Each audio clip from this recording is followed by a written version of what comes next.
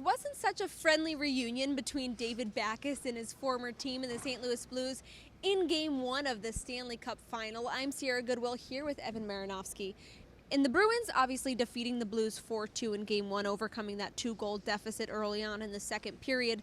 But David Backes was getting shoved and getting targeted all game long by Joel Edmondson. Oh, yes. I mean, David Backes had a tough night when it came to the physicality. I mean, he drew penalties, but Joel Edmondson cross-checks him in the throat and then is like, why are you going down? That wasn't dirty, and then hits him and then slashes his stick. I mean, it's a tough way to see your former teammates, but, for him, I think he expected this, and I don't think he'd want anything less. I don't think you want guys not hitting you when you go into the corner because then you feel weird hitting them. Now he's like, I'm going full in on these guys, like screw them. And so I think that that's sort of a big thing for his mentality. Obviously, he probably doesn't want cross checks to the throat, but at the same time, it's good to get him in the game, realize, okay, these guys hate me, I hate them, I want the cup, and so on and so forth. Overall, the St. Louis Blues looked pretty rattled in Game 1 once Connor Clifton got that first goal in for the Bruins, especially their goaltender in Jordan Binnington. Yes. I mean, it's funny, he looks like a first-year goaltender. There's been a few times, he was shaking his head on the second goal, like he knew, the Charlie McAvoy goal, he knew he should have had that one. There was a time when his blocker came off and he stood there like the Statue of Liberty, trying to get attention. He just didn't look right. He elbowed Backes in the back of the head. He was just off his game. You don't see you see Tuukka Rask, guy comes in his crease.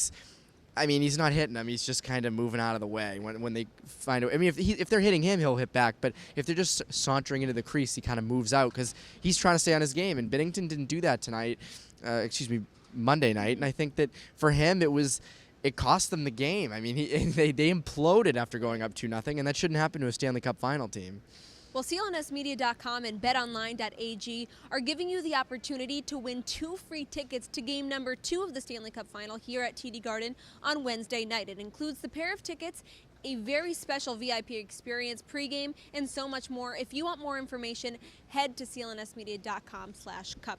And obviously, Tuukka Rask didn't have an outstanding night on Monday night, but he's still clearly superior to Binnington, I think. Yeah.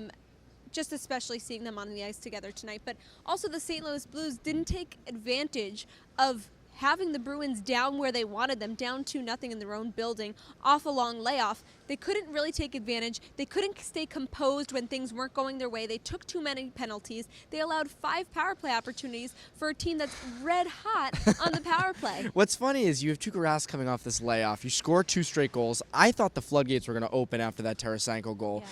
Pastrnak gives that right up to Tarasenko. I was like, here we go. This is going to be a 5-0 Blues win. I knew it would happen, and I was proven wrong.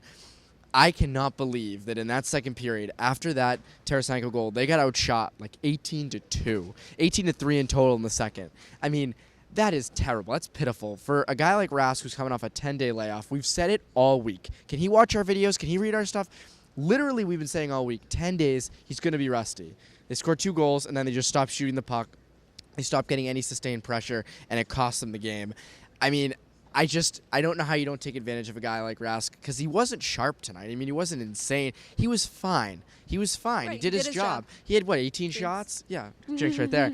But I just think that he was fine, and they could have exposed that. What would have happened if he had 32 shots or 35? You don't know. I mean, would Rask have saved them all? Maybe. Would he let some in? Maybe. So, again, the Blues just didn't take advantage of a good opportunity. So I got to ask you, did the Bruins earn this game and win this game? Yes. Or did the Blues give it up?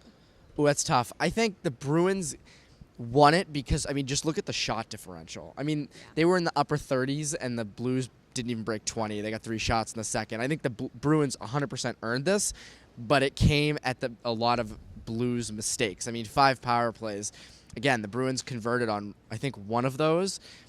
On any other night, they're converting on 2 or 3, especially in these playoffs. So I think mainly it was the Bruins winning it, but there were some Blues mistakes along the way. Well, for more of our Stanley Cup Final coverage, head to our website at clnsmedia.com and subscribe to our YouTube channel at CLNS Media.